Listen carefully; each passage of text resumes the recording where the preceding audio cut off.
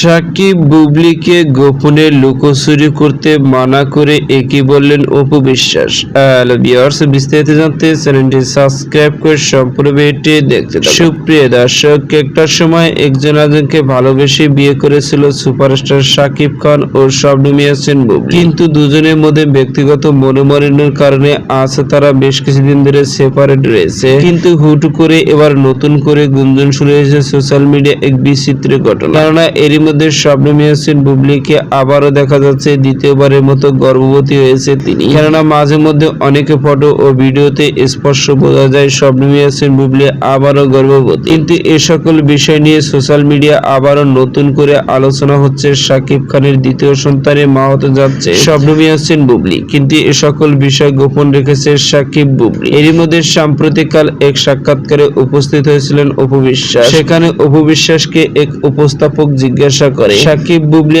আবারও মা বাবা হতে যাচ্ছে, বিষয়টি নিয়ে আপনি কি বলবেন? উত্তরে অপু বিশ্বাস বলেন, সাকিব বুবলিকে গোপনে লুকোচুরি করার কোনো মানে হলো না। সাকিব বুবলি আবারও কেন লুকোচুরি করছে? লুকোচুরি করার মতো তো কিছুই নেই। তারা যদি স্বামী স্ত্রী হয়ে থাকে আর তাদের ঘরে পুত্র সন্তান বা মেয়ে সন্তান আসতে পারে, এ সকল বিষয় নিয়ে মানুষের মাথা ব্যথা থাকবে কেন? তারা প্রকাশে এসে বললেই তো হয়। এমনই মন্তব্য শবনম ইয়াসমিন বুবলির সতীন অপু বিশ্বাসের। তো সুপ্রিয় দর্শক, ভিডিওটি আপনার কাছে ভালো লাগলে একটা লাইক দিন। নিত্য নতুন ভিডিও আপডেট পেতে চ্যানেলটি সাবস্ক্রাইব করুন। অসংখ্য ধন্যবাদ। প্রভিটু করা